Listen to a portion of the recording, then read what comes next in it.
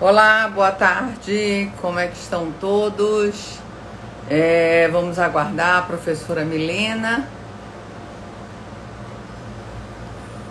doutora Alice, Ana, sejam todas bem-vindas. Marisol, como vai? Tudo bom?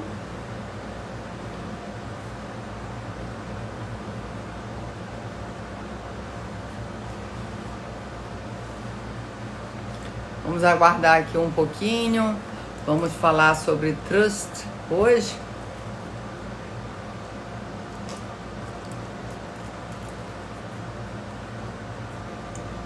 Vamos aguardar, professora Milena.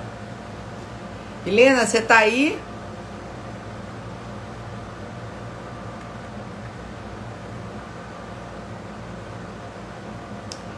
Ela já estava. Deixa eu ver aqui. Aí, Milena. Milena,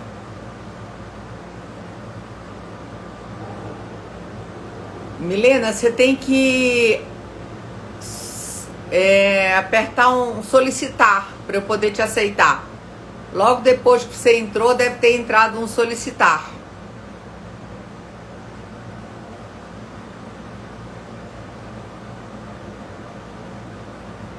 Então, eu vi que você tá. Deixa eu ver se eu consigo te adicionar por aqui.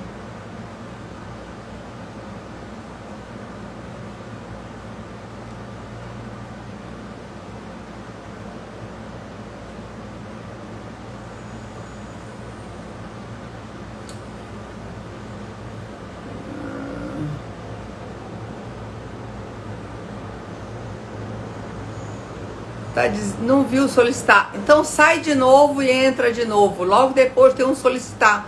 Que eu tentei te chamar por aqui e não consegui.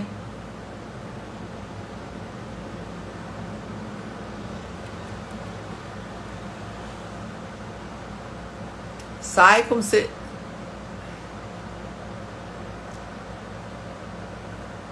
Milena, sai do Instagram e entra de novo na live.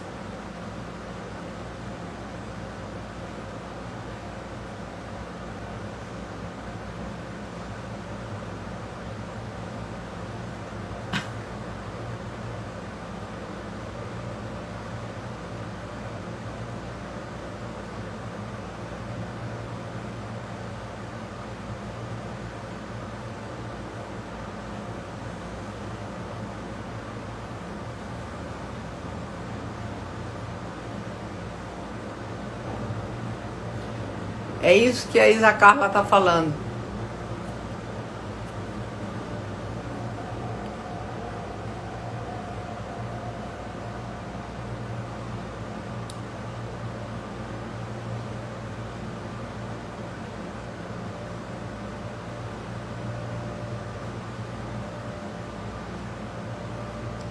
Regis, Antônio, Milena, saí, entrei, mais nada.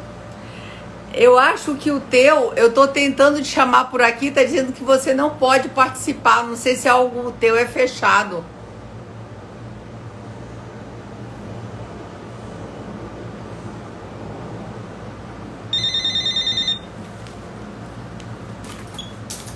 Alô? Oi, tudo bom? Oi, você não tá conseguindo, né? E eu tô mas entra pelo iPhone.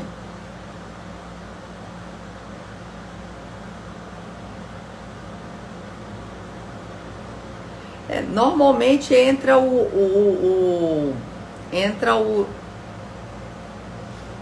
sei se o teu é bloqueado em alguma coisa. Tenta ver se consegue. Eu vou tentar por aqui também, tentar te chamar, mas não tá dizendo que você tá indisponível.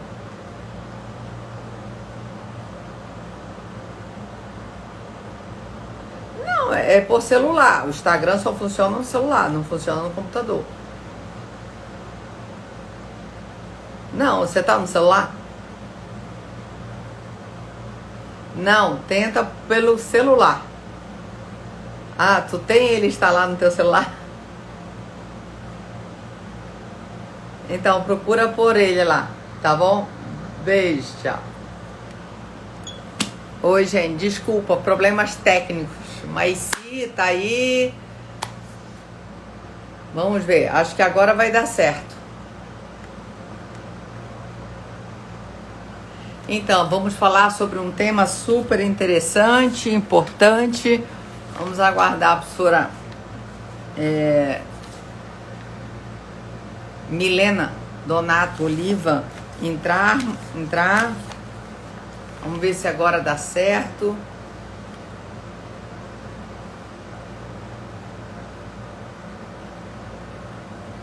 Vamos aguardar a professora Milena. Ah, entrou. Aí vai aparecer o solicitar. Tá. Não apareceu o solicitar?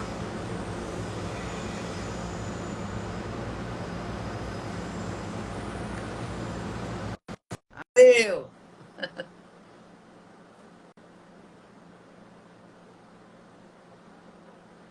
Chamei. Ah, Ê, Dani, que bom! Deixa eu tentar, já que deu certo pelo celular, como ele fica aqui sambando, deixa eu tentar ver se agora eu entro pelo acho que você não computador. consegue. Acho que Instagram, acho que é só pelo Se não celular. conseguir, eu vou tentar botar alguma coisa aqui para ele não ficar caindo. Ó, tô tentando entrar agora. Entrei pelo celular, mas realmente não apareceu. Chamei. Ê, Dani, que bom! Deixa eu tentar, já que deu certo Tá pelo dando celular. eco. Não, vou desligar. Eu vou então. Não, mas você tá ótimo, tá Tá quietinho ótimo. Ele aí. fica sambando um pouquinho, mas todo mundo consegue me ver, né? Vê sim, super bem. Ei, que bom, Dani. Tudo bom? Primeiro Tudo te bem, e você? agradecer esse convite, a sua disponibilidade. Sei que você é muito ocupada, Eu né? que agradeço. Advoga, professora, mãe de 3 filhos, né? Não é fácil, gêmeos, não é fácil, mas muito obrigada pela sua disponibilidade. Eu queria também muito te agradecer por você ter sempre acreditado no projeto. Eu vou dizer para vocês que a Milena está desde essa primeira edição. Ela foi uma das primeiras autoras em me entregar o artigo, porque exatamente ela é muito organizada e ela não ia poder depois exatamente do fim da gravidez, mas participou, me prestigiou antes desse livro se tornar o que se tornou, um livro que se tornou um congresso. Então, muito obrigada por sempre ter acreditado em mim. Eu conheço a Milena já desde o mestrado, né, Milena? Quanta coisa a gente já não passou desde lá. Fomos colegas, passamos o mesmo processo seletivo. E hoje a professora Milena, fazer um breve resumo, professora do Departamento de Direito da Faculdade da Universidade do Estado do Rio de Janeiro, professora do programa de pós-graduação Estrito Sensu da UERJ, doutora e mestre em Direito Civil pela UERJ e advogada sócia do escritório Gustavo Tepedino Advogados.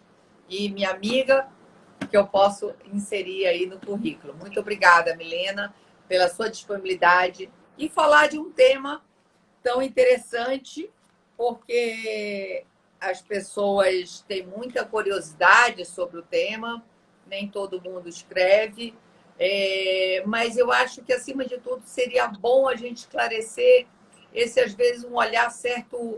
Que eu digo que eu sofro com planejamento sucessório, que muita gente enxerga de uma forma pejorativa, como sempre fosse para fraudar ou burlar, e a legítima ou coisa assim. E então acho que o trust tem um pouco isso de explicar que ele não é o intuito e a função dele é muito maior do que, não vamos dizer que quem não busque o instrumento com essa finalidade, né? Por mais que a gente ensine e fale o que é realmente um planejamento sucessório, mas o trust também tem esse olhar, esse olhar pejorativo para o Instituto, né? E nada melhor, até também depois queria, não sei se está perto de ti, mas diga onde estão as suas obras, em quais editoras, que a Milena começou a estudar esse projeto na dissertação de mestrado. Eu não estou em local que eu pudesse mostrar o livro, mas se você estivesse perto, se não, você fala com a editora que as pessoas depois procuram e assim por diante. Pelo menos fala o nome deles para mostrar como ela é autoridade no assunto. Milena, a palavra com você. Muitíssimo obrigada. E já passando uma pergunta introdutória, vamos falar um pouco sobre o trust. O que é o trust? Qual o seu conceito geral? Tá bom? Professora Daniele, minha querida amiga professora Daniele, realmente a gente se conhece já há muito tempo e eu fico muito feliz porque hoje você é uma enorme referência na área, você é o nome do planejamento sucessório, entre tantos temas, mas planejamento sucessório, de fato, você é a maior autoridade sobre o tema, com obras assim que são referência, sabe? Você se dedicou anos estudando o assunto. Então, para mim, é motivo assim de grande orgulho, uma grande honra estar aqui hoje com você. Então, na verdade, a autoridade aqui hoje é você. Eu vou falar sobre um tema que acho que se relaciona sim com planejamento sucessório. E é um tema, como você falou, né, que acaba sendo mal interpretado como planejamento sucessório.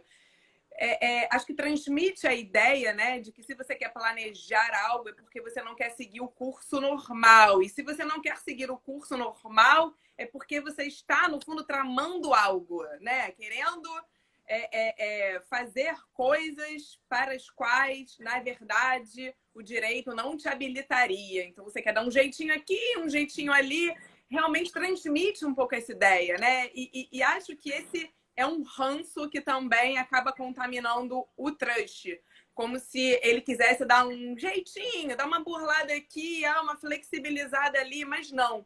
Acho que a gente precisa entender que o planejamento sucessório como trust, eles fazem parte de um ato legítimo da autonomia privada. Então, a priori, não dá para dizer que é ilegítimo, né? Assim, são escolhas legítimas que se inserem dentro de um campo de possibilidades. É claro que o planejamento sucessório ou o trust, eles evidentemente se sujeitam aos limites legais. Então, a ideia aqui não é fraudar, sabe? Mas é dentro de uma possibilidade de atuação da autonomia privada, dar instrumentos para que a autonomia privada consiga atingir fins legítimos. E assim, mesmo sem trust ou sem instrumentos que facilitem o planejamento sucessório, que hoje ocorre, mas assim, na ausência de instrumentos que talvez fossem mais adequados ou mais úteis, as pessoas fazem. E assim, mesmo sem existir o trust, fraudes acontecem, ilícitos acontecem, então não é um problema do trust, não é um problema da gente entender que o planejamento sucessório é uma arquitetura, é uma engenharia jurídica útil.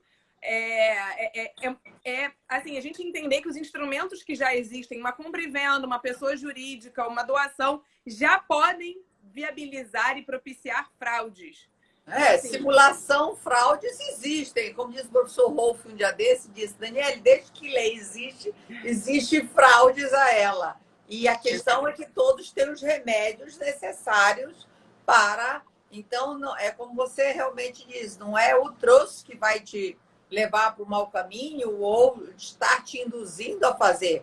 Depende dos operadores que escolhem de uma forma não saudável, vamos dizer assim, né?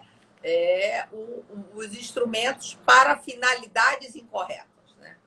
Perfeito, né? Quantas vezes a gente tem uma compra e venda que esconde uma doação? Uma pessoa jurídica que, no fundo, enfim, ela não se presta a fins legítimos. Uma retrovenda que esconde juros usurários. Ou seja, eu não preciso do trust para fraudar nada.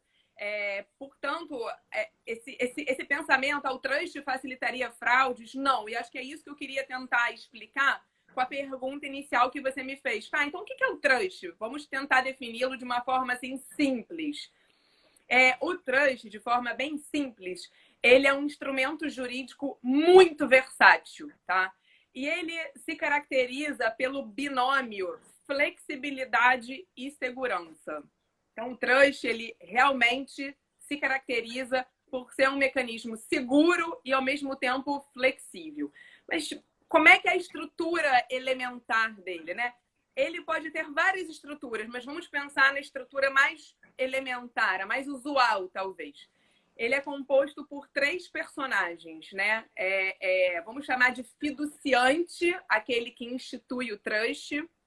Vamos chamar de fiduciário, o trustee, que é o que recebe do fiduciante bens ativos que ficam em trust, ficam em fidúcia, em confiança. E nós temos também o beneficiário, que é aquele que retira proveitos do trust. Então, a gente tem o fiduciante, que é o que transfere ativos para o trustee, que é o fiduciário. E a gente tem o beneficiário, que vai se beneficiar, vai tirar proveitos da administração do trust, administração essa que é feita pelo trustee. O beneficiário pode ou não ser o instituidor. Então, eu posso ser aquela que transmite um bem para um trustee e eu vou ser a beneficiária da gestão dele. Ou pode ser que outros sejam beneficiários, meus filhos, um grupo de pessoas que eu quero ajudar, como idosos. Então, isso depende um pouco do meu intuito ao instituir o trust. Mas, basicamente, no trust, a gente tem uma pessoa que é o trustee, que ele recebe ativos, recebe bens, ele se torna dono desses bens. Então, o trustee é o proprietário dos bens, mas ele não gere esses ativos no próprio interesse. Ele gere esses ativos de acordo com a função do trust. Então, qual é a função do trust? É uma função de caridade? É uma função para promover uma atividade econômica? É uma função de tutela dos vulneráveis? É uma função de planejamento patrimonial dentro da família? De planejamento sucessório? Ou seja, o trust se presta a múltiplas finalidades, porque ele justamente significa uma titularidade funcionalizada a um fim. Então, eu transmito a propriedade não como um fim em si mesma, mas como um meio para atingir um fim. E eu preciso dessa transferência, também é importante deixar claro, eu não consigo suprir essa função com nenhum outro instituto do direito brasileiro, né? Por isso que o trust ele acaba sendo... Eu acho importante a gente esclarecer que nós não temos no Brasil ordenamento, até depois a Milena vai falar das vantagens que seria a introdução desse instituto no Brasil, a gente não tem como um instrumento, negócio jurídico, né? A gente tem os efeitos, hipótese é possível quando você leva e fazer no outro país, que você pagando todos os tributos, fazendo todas as declarações, não isso é possível, é viável, é lícito, né? Como quem diz, não, mas é diferente saber se existe como uma opção hoje dentro do Brasil ou não. Então, esclarecendo que nós não temos isso. E, Milena, eu acho também interessante depois você fazer essa distinção do trustee, né? Porque até, infelizmente, uma forma pejorativa que ficou foi aquele deputado quando dizia o dinheiro não é meu, é do trust, né? Porque é isso, fica um patrimônio separado. O elemento do trustee, por mais que ele seja o administrador, e às vezes esse administrador pode até ter decisões que às vezes até porque deixa de ser do quem implementou os ativos, e é a figura do settlor, né? Também para quem... E eu acho também importante nesse início fazer a origem do trust, que é do common law, com essa comparação, né, com o sistema civil law da fidúcia. Pode deixar, Dani. Entendido. Olha só, o trust, como a professora Daniele falou, ele tem origem na common law, tá?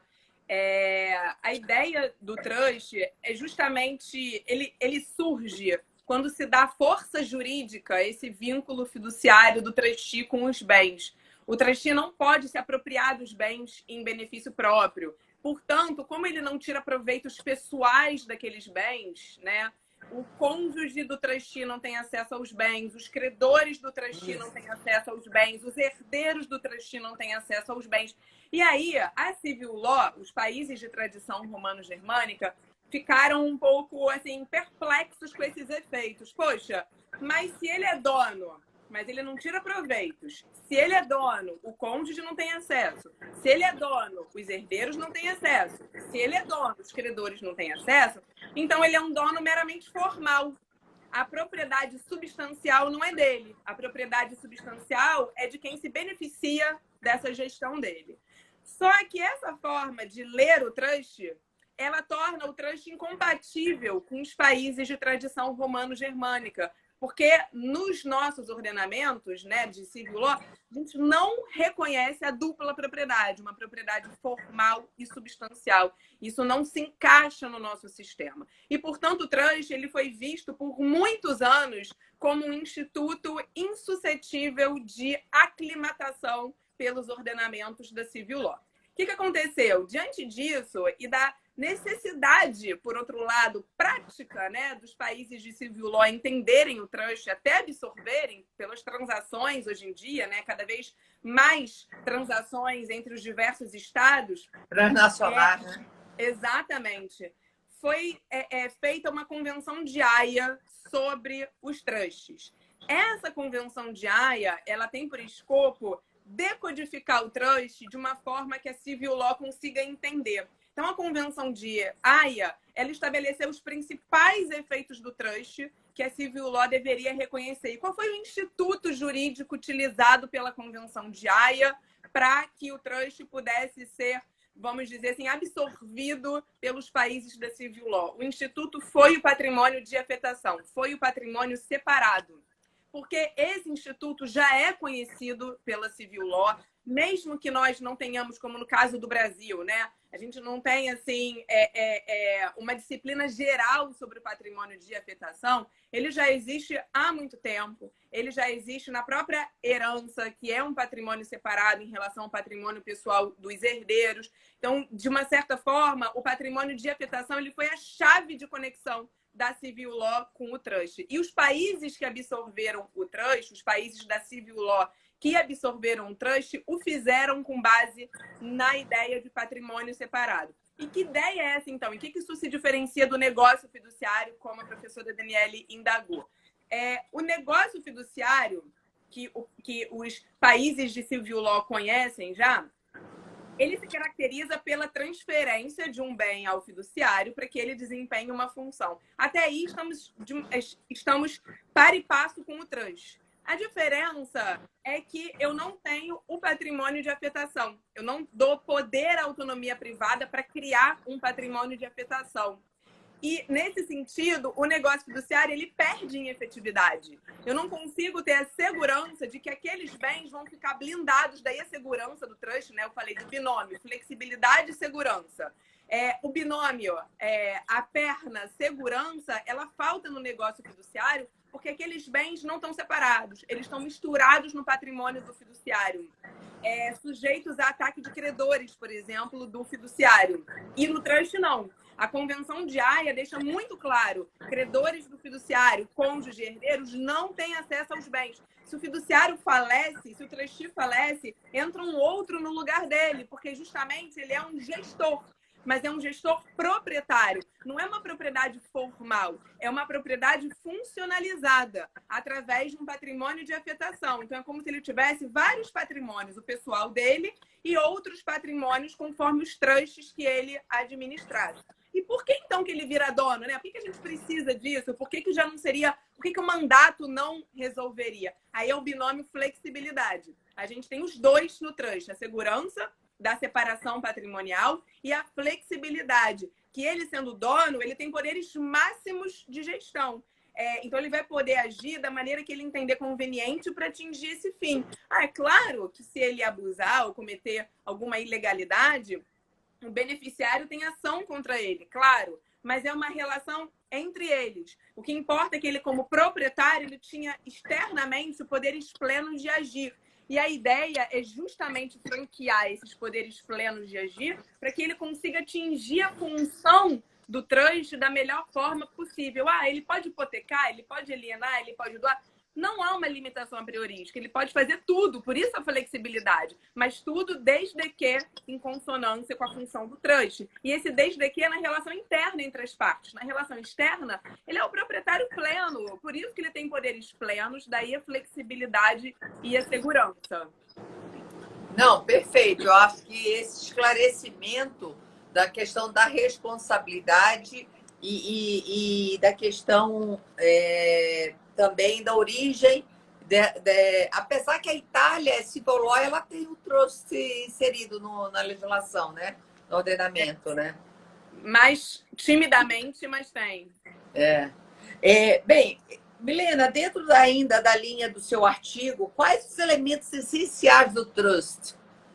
No sentido, né, dessa separação patrimonial, da titularidade fiduciária, você já falou dos elementos, e quais as vantagens, se você puder exemplificar também, que seria a introdução desse instituto no Brasil? Então, Dani, os elementos essenciais, eles seriam... A Paula Moura até entrou aqui, eu acho que um está ligado a ela aí, assim, de certa forma, os interesses que ela estuda. Com certeza, a professora Paula Moura, com certeza. Então, o trust, ele precisa de 2 elementos, a titularidade fiduciária funcionalizada e o patrimônio de afetação. Como a gente não tem no direito brasileiro a possibilidade de um negócio jurídico em termos amplos, pelo qual eu transmito a titularidade fiduciária e crie um patrimônio de afetação fazendo isso, a gente não tem o trust. Nós temos no Brasil institutos inspirados no trust, mas eles são restritos a uma finalidade específica. Então, por exemplo, a gente tem um patrimônio de afetação na incorporação imobiliária.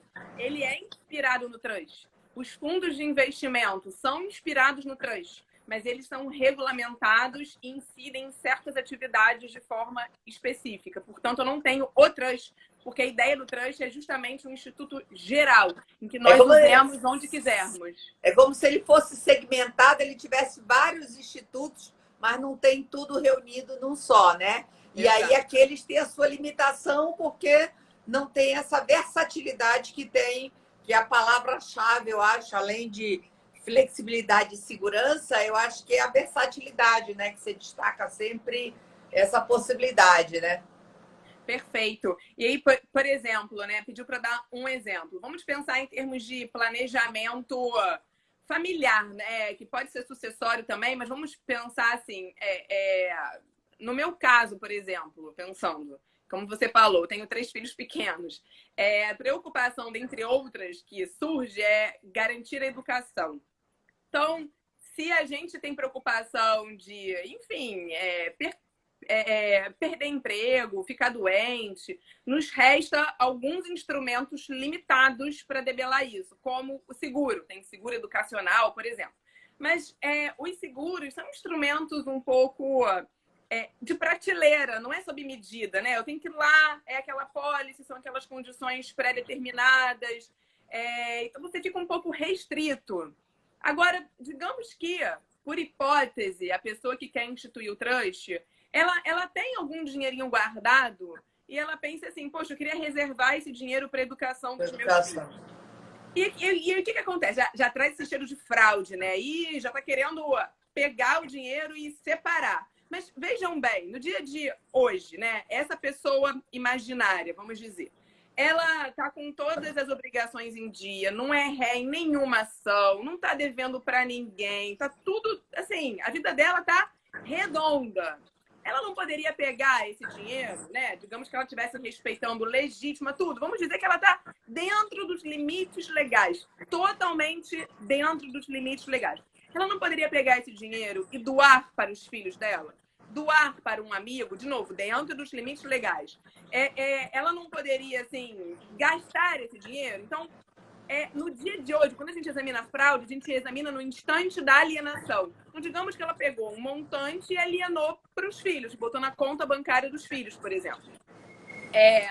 ela fez isso porque ela queria garantir a educação dos filhos. Se naquele momento ela realmente podia fazer, ela não tinha um intuito futuro de fraude, né? Porque também a doutrina ressalta isso. A fraude contra credores, ela também pode ser prévia e dolosamente arquitetada pensando em atos futuros. Mas vamos pensar, no nosso exemplo, nada disso aconteceu. Ela realmente não queria fraudar, ela não violou nenhuma disposição legal cogente, ela só queria reservar um dinheiro para a educação dos filhos. Hoje eu tenho limitações, eu tenho alguns instrumentos e eu posso doar, posso botar na conta bancária deles. Doei e aquele dinheiro vai ficar para a educação deles. Bom, vejam que não há problema nenhum em fazer isso. Mas e por que essa doação ela não é tão boa como o trust? O que o trust ele poderia agregar valor a isso? Né? Por que a gente precisa do trust? A doação, como a gente olhou, é algo estático. Então, eu peguei esse patrimônio e transmiti para os filhos. Então, essa pessoa pegou esse dinheiro e transmitiu para a conta dos filhos. Então, agora eles se tornam donos desse numerário, sujeitos a toda uma disciplina, né, da titularidade de bens por incapazes, por menores, no caso, né? E que torna tudo muito engessado, muito estático. Eu precisei passar para o nome dos menores. Estou sujeita agora à disciplina disso. Ou seja, é algo que eu podia fazer, dificuldades todo de operacionalização que a gente sabe que vai passar, né? Exatamente.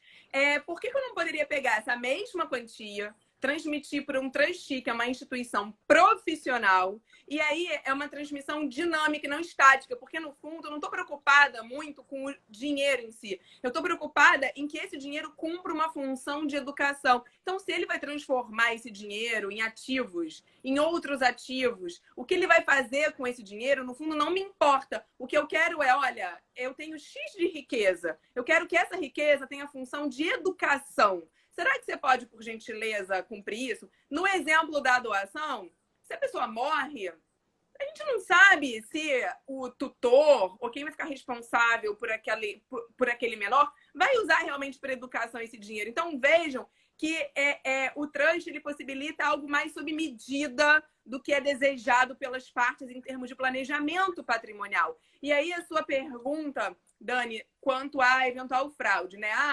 O patrimônio não é meu, é do trust. Aí é importante a gente ver a função do trust, porque nesse exemplo, em que a pessoa quer garantir a educação dos filhos, ela pega um montante, em vez de doar para os filhos, que é algo estático, em que ela não garante se ela morrer que aquele dinheiro vai ser usado para a educação, ela doou. Então, ela perdeu o controle, num certo sentido, daqueles bens agora. No trust, é algo dinâmico. Ainda é uma doação, então ainda é uma doação, mas através do trust, ou seja, em vez de passar diretamente da pessoa para os filhos, vai para o trustee e eles se beneficiam. Mas, assim, para fins de avaliar fraude, violação de lei, você olha sempre quem instituiu e o beneficiário. É um link direto entre eles. O trust ele é um facilitador. Ele torna dinâmica essa relação. Mas o link é entre esses dois aqui. Então, veja que o controle é muito melhor, porque eu dou uma função, eu digo uma finalidade, eu dou nas mãos de um profissional que vai gerir com esse escopo, né? Um escopo de garantir a educação. Portanto, veja que, no fundo, em termos de fraude, de avaliar se teve violação a alguma norma, a gente olha o momento da transmissão, ou da doação, ou da instituição do trust. E olha quem é o beneficiário. Então, se o beneficiário sou eu que instituí o trust, é claro que não dá para dizer, não é meu, é do trustee. Não, porque o trustee, ele realmente está gerindo com uma função. A gente tem que olhar a função. Nesse exemplo, quem instituiu o trust não é beneficiário do trust. Beneficiários são os filhos, tá? Então, os filhos que vão tirar proveito desse trust. Portanto, o trust, ele agrega valor, ele permite que você tenha instrumentos a mais para fazer um planejamento patrimonial e sucessório. E aí, no sucessório, por exemplo, a gente tem as cláusulas de incomunicabilidade, empenhorabilidade, inalienabilidade. Elas são, de novo, estáticas. Elas carimbam aquele bem. Então, aquele bem fica lá, afetado. Só que essas cláusulas, elas realmente engessam, porque elas partem do pressuposto que o beneficiário vai tirar um proveito direto daqueles bens, né? Então, ele vai usar o imóvel gravado. As ações, imagina ações gravadas com cláusula de inalienabilidade, que muitas vezes existem em empresas familiares. Olha que situação. É um processo longo de subrogação para a gente mudar esses bens. Agora, imagina se a gente conseguisse substituir isso por um trust. Então, o testador, por exemplo, de novo, dentro dos limites legais, dentro dos parâmetros de gravar os bens com essas cláusulas, ele, em vez de gravar os bens com essas cláusulas, ele institui um trust, um patrimônio de afetação. Eu não tenho o congelamento estático dos bens. O trustee pode mudar os bens, porque, de novo, o testador não está mais preocupado, né? Necessariamente, eu quero que o bem fique na família. Não.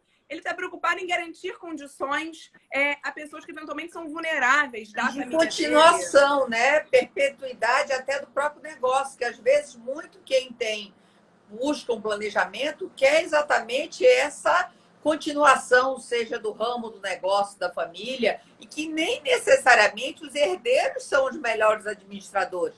Pelo contrário, cada vez isso é mais difícil ter um bom administrador Então, assim, em vários momentos que a gente vê no planejamento, que o trust poderia, por exemplo, quando você falou aí da questão educacional, não só de toda a dificuldade se for um menor, que aí vai ter o MP, a gente sabe como é lento o nosso judiciário. Então, outra coisa que o trust tem é a agilidade, né? E essa agilidade, essa mobilidade, isso é ganhar tempo, tempo é dinheiro. Então, são várias qualidades que vão se sobrepondo à própria natureza do Instituto.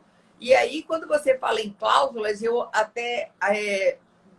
sempre chamo muita atenção quando é no planejamento sucessório, que desde o regime de bens pode ser já uma forma do planejamento sucessório, como também as cláusulas restritivas, mas que é muito perigoso por conta exatamente desse engessamento, que às vezes o que é bom hoje não é o melhor daqui a 5, 10 anos, né? E você tem que pensar um planejamento, no caso, o patrimonial, que eu digo que patrimonial e sucessório são coisas distintas, se complementam, que você pode ter só um planejamento patrimonial, mas sem ser necessariamente um sucessório.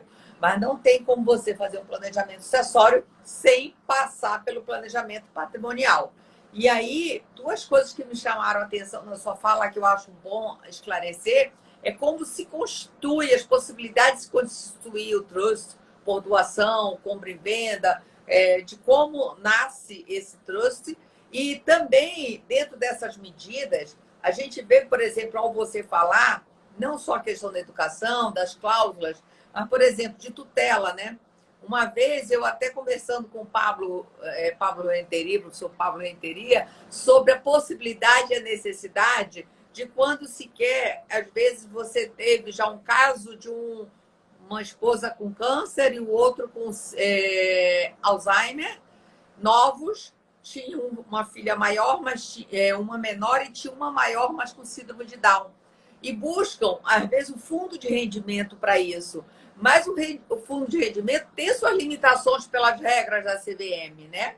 E que, às vezes, aí ele até disse que já tinham tido consultas nesse gênero lá, mas que você tem essa impossibilidade. Quer dizer, hoje o instrumento que você tem para uma tutela dessa é só testamento, que depois de 2002 para cá pode atender também as questões existenciais sem ser só patrimoniais. Mas não tem toda a versatilidade, é um instrumento só mortis causa, né? Não é um instrumento inter vivos, assim, que você já possa estar tomando as medidas necessárias, é só para aquele momento, quando chegar. Então, no momento desses, de doenças que você possa ver que vai entrar num processo de falta de consciência, como um Alzheimer ou um tratamento de câncer, que você queira ter medidas, infelizmente. E o planejamento é isso, né? Sair desse mundo só do direito das sucessões e outras áreas do direito, como direito das coisas, usufruto, propriedade, você vai em contratos de seguro, de doação, você vai em regime de bens, filiação em família, até na parte geral mesmo, questão de nulidade, simulação, capacidade, quer dizer, você tem que ter toda uma noção de direito civil no geral, além de ainda buscar outras áreas do direito, né, como direito societário, tributário, direito internacional privado, que cada vez mais tem crescido as demandas nessa área, como também em áreas afins, como a questão de psicologia, mediação, questão notarial, dos cartórios, de contabilidade, quer dizer, planejamento envolve, mas engraçado que a gente busca no planejamento, e onde o trouxe é um elemento, ele poderia figurar em várias áreas disso, né? De um planejamento sucessório, se realmente fosse possível. E também tem a questão das medidas, também, que ele pode ser um exemplo de medidas, diretivas antecipadas também, né? Que a gente tem esse nome terrível, que é testamento virtual, que não tem nada a ver, né? Se é para antes da morte, como é que você vai usar o testamento, que é para o instrumento?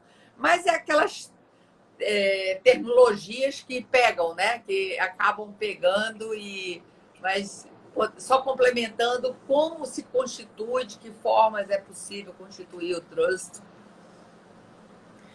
Dani, você está certíssima. E esse ponto que você falou agora, das diretivas antecipadas, ele é muito interessante, porque na ausência de instrumentos que possam ser ajustados sob medida, a gente fica muitas vezes nas mãos de quem cuida de nós, né? Ou de acontecimentos futuros. Então, nesse exemplo de quem está desenvolvendo uma enfermidade que pode ficar sem consciência, sem discernimento, por exemplo, muitas vezes quem vai cuidar de você tem uma pessoa que vai herdar de você quando você morrer.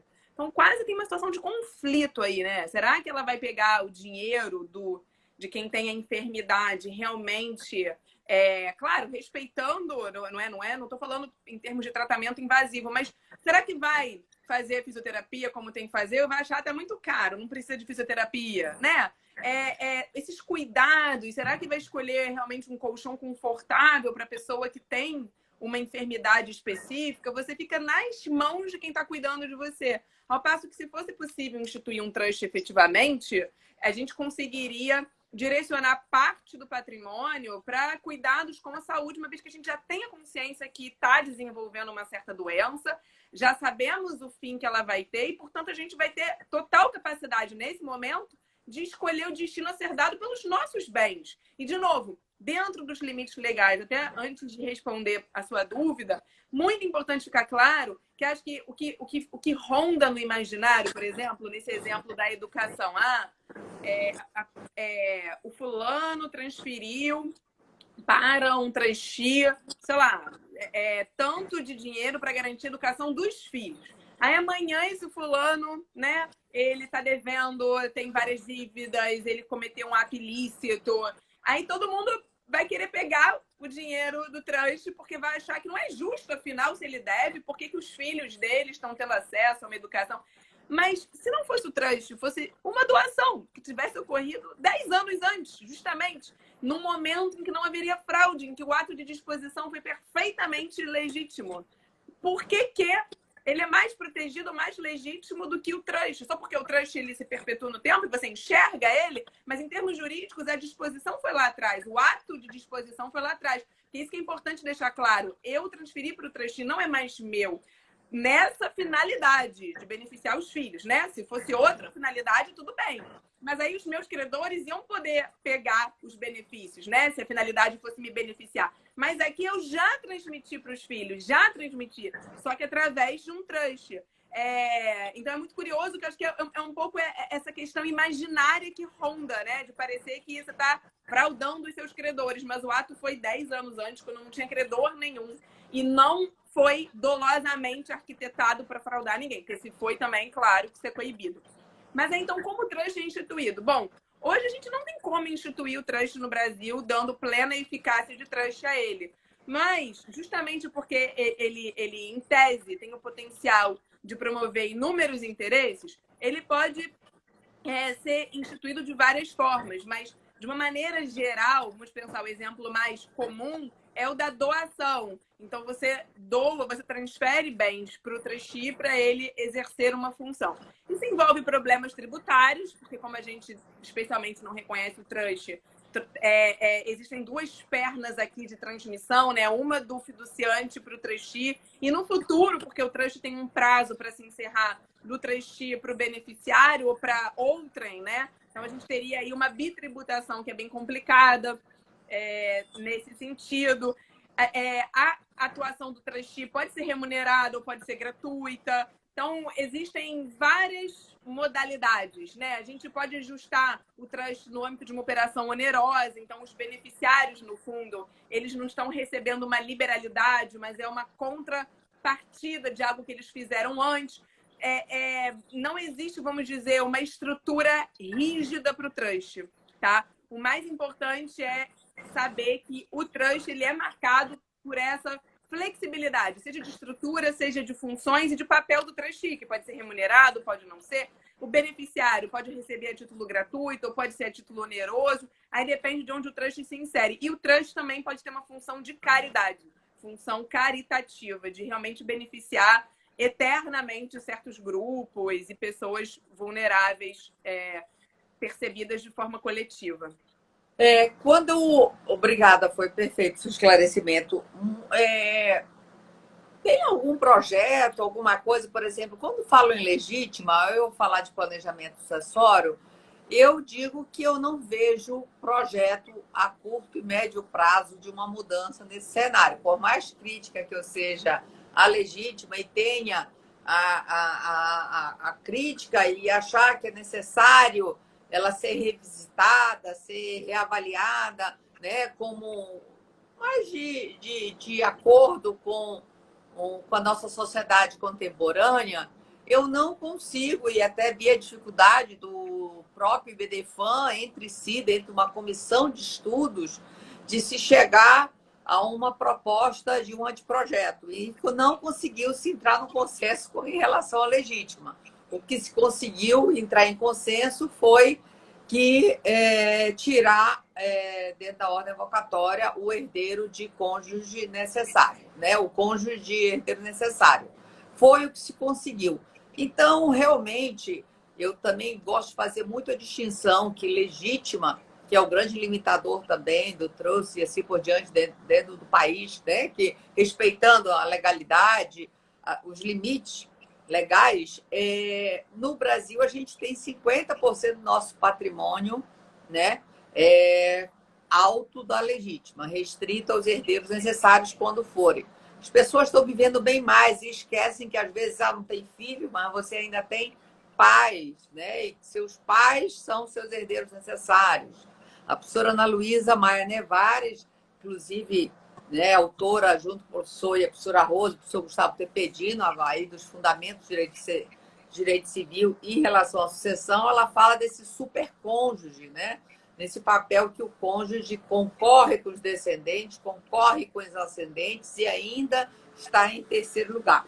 Mas, independente de todas as críticas feitas a isso, eu não vejo, eu digo que a legítima não é tutelada constitucionalmente é o direito de herança, no artigo 5º, inciso 30, mas isso é uma opinião minha, eu não vejo uma mudança, nem uma exclusão da legítima, acho que a nossa sociedade está acostumada, acho necessário, mas infelizmente eu não vejo alteração em nenhuma proposta legislativa que tenha força suficiente para ter interesses, né? Vontade política no sentido, até porque eu vejo essa dificuldade do próprio Instituto do IBDFAN de chegar com operadores que eram um grupo do Rio Grande do Sul ao Pará, para o Sozeno Veloso, com restrições e falta de um diálogo. Imagina isso num congresso. Então, passando essa representatividade, por mais que ache necessária, eu não vejo possibilidades a curto e médio prazo de mudança da legítima. Você, em relação à pergunta, eu sei totalmente pessoal, mas assim, você vê possibilidades de uma aprovação de um trust no Brasil, ou isso a gente só fica vendo mesmo lá fora nos outros ordenamentos? Que a gente tem aqui a Argentina, um país vizinho, com tantas modernidades no direito sucessório, outros países da própria América Latina. Em relação a isso, ele tem um projeto de um Instituto da Fidúcia, né? A França também tem um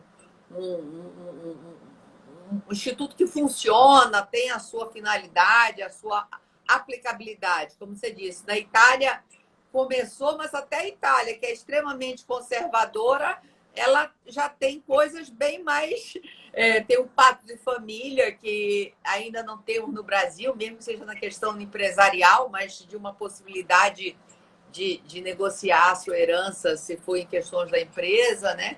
Tem aí, modestamente, como você falou, mas tem lá o trust. Então, como o Brasil está engessado, né? E o planejamento sucessório nada mais é dessa necessidade de se buscar outros meios, como fundo de rendimento aqui, testamento nesse momento. Cada hora você uma doação daqui, doação com usufruto, quer dizer, a gente tenta dar uma oxigenada nos institutos, ao rever, o próprio fideicomisso aí, já vi numa proposta do anteprojeto aí também, de não restringir só a legítima, que ele tem essa triangulação, né? O fideicomisso, ele tem essa característica de uma triangulação, deixo para você, você entregar para fulano, então... mas, quer dizer, o planejamento, se ele está sendo mais procurado, é exatamente disso, para exercer-se mais autonomia, né?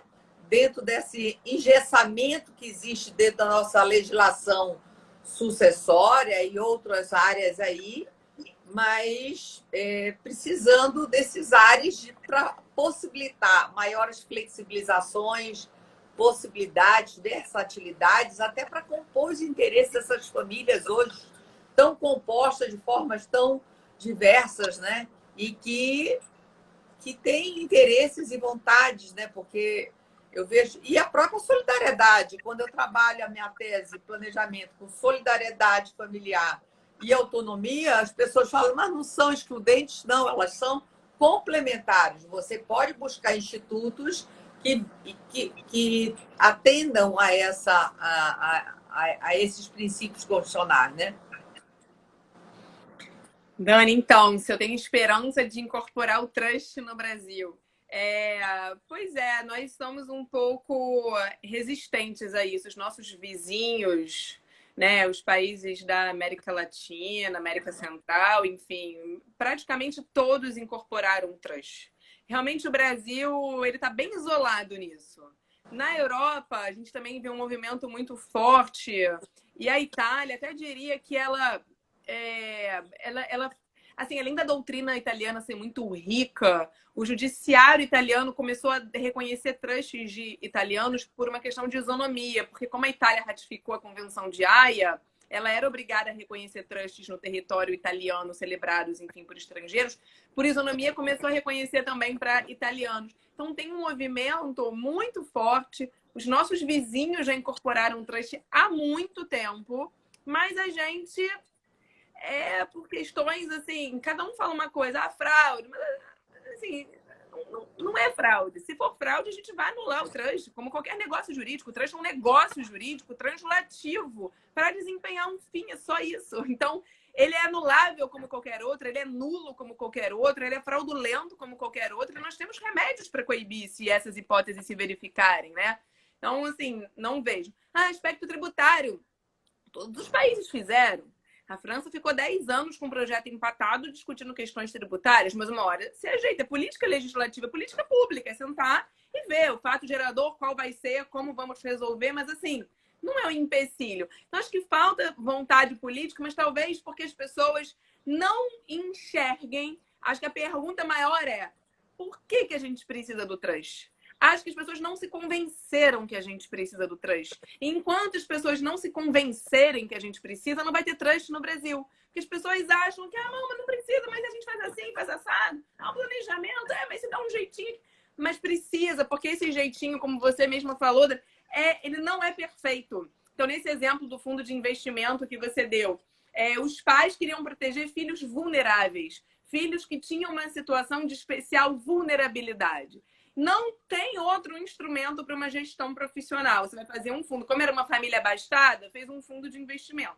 Qual o problema? Os pais tinham preocupação de o trustee, né, ser fiscalizado, uma preocupação legítima. Só que, pelo regulamento da CVM, que ela está preocupada com a poupança pública, o custo desse fiscal, vamos dizer, tem que ser um custo do trustee e não um custo do fundo. E os pais falaram, não, mas tem que ser do fundo, porque eu tenho que ter certeza de que quem está pagando é o fundo, ou seja, os meus filhos, e que, se for o caso, eles vão poder trocar o travesti, mas não pode, porque justamente a preocupação aqui não é planejamento sucessório, é proteção da poupança popular. Então, a gente não tem mecanismos versáteis que sejam legítimos e versáteis para um planejamento patrimonial. Tudo é visto com desconfiança, como se a gente estivesse querendo burlar algo. Então, falta, sinceramente, uma convicção dos brasileiros de que o trust é importante. Então, por isso, eu acho que, enquanto as pessoas não entenderem que é um instrumento a mais, muito útil, muito versátil, que não à toa os nossos vizinhos todos incorporaram, não é sem motivo, não é que eles tinham ausência de algum instrumento que nós temos, não, nós estamos para trás, essa que é a verdade. Mas enquanto as pessoas não se conscientizarem disso, não vai ter força política e vontade para o trust vir. Mas eu tenho a esperança de que um dia venha, porque realmente eu acho que a gente vai ter uma equiparação jurídica com países que estão do nosso lado e que eles estão, assim, em termos de arquitetura jurídica, muito mais avançados do que a gente, né? Não, com certeza. E aí, já nos encaminhando aí para o final, faltam alguns minutinhos aí para a gente encerrar. Eu compartilho com você e vejo que as dificuldades também de se vender o planejamento de uma forma saudável, e dizer que, se você hoje for fazer uma pesquisa de planejamento, de jurisprudência de planejamento sucessório, está muito associada à fraude, mas lógico que ele é um momento patológico que está ali já no judiciário, mas se fizer, tem os instrumentos sempre para simulação, tem para fraude, então assim, vai se ter, e isso não deixa de existir ou não, porque a previdência privada está aí e o tanto que se tem visto. Então, esse receio, eu acho que um pouco, Milena, eu vou falar que é um pouco de exercer a autonomia. As pessoas não exercem, por exemplo, o planejamento, eu até falo que não é só dentro da sucessão testamentária, é dentro da sucessão legítima. Você pode fazer um planejamento com todo o seu patrimônio, respeitando a legítima, que fica mais fácil operacionalizar tudo isso, respeitando a legítima, mas de todo o seu patrimônio, não só da sua disponível, para não ficar tão fracionado. E além da quantificação, hoje em dia se valoriza muito a qualificação do bem, da funcionalização. Alguém que já está com o usufruto de uma casa da praia, que já exerce, outro que já está ali, que já trabalha dentro de uma área. Então, também, a professora Ana Carolina Brochado Teixeira vem agora no tomo 2 com um artigo bem legal sobre essa questão também, não só da quantificação, mas da necessidade da qualificação. Mas o que eu vejo é que, desde o testamento, que é um instituto que tem crescido, lógico, mas ainda agora com a pandemia, até essa questão da finitude entrou mais dentro das nossas casas e aumentou o número. Mas ainda a porcentagem da sociedade que faz planejamento, testamento, é muito baixa. Seguro, que é um instrumento hoje em dia bem sofisticado, com uma variação bem grande, seguro de vida, eu acho que 16% da sociedade também fala. Aí você fala, tá bom, então a questão é porque a sociedade tem pouco patrimônio. Realmente, a nossa sociedade, a maior parte dela é composta de pessoas. E aí você vê aí o codicilo, que é exercer autonomia, mas de valores de pequena monta, né? As pessoas não exercem, porque elas não exercem a sua vontade. E muito trust reflete essa falta realmente de vontade de se verbalizar, de se expor o que você quer. Tem muito, acho que, de melindre, de machucar o filho daqui, dali, e não ver isso como uma organização patrimonial necessária até pelo bem desse seu filho, se você ama, né? Exato, professora. Concordo. Milena, estamos no final aqui, nos últimos segundos. Super beijo, obrigada. Eu só queria que você falasse o nome das suas obras, claro, e por qual editora. Muito obrigada, professora Daniele, pelo convite honroso. Então, minhas obras são Patrimônio Separado pela editora Renovar, tá? Patrimônio Separado pela editora Renovar, e do Negócio Fiduciário à Fidúcia pela editora Atlas. Mas eu tenho, enfim, artigos também sobre trust no Jota ou em revistas científicas também, que é uma versão mais resumida do que está nesses 2 livros. Mas, enfim, são essas minhas 2 obras. Eu queria agradecer demais. Foi uma grande honra para mim. Nada, o convite eu que agradeço. E a professora Milena é sinônimo de qualidade. Onde vocês virem lá, leiam um artigo que vale a pena. Viu? Super obrigada, Milena. Obrigada, Beijo. obrigada. Beijo, obrigada por tudo. Eu que agradeço. Tchau.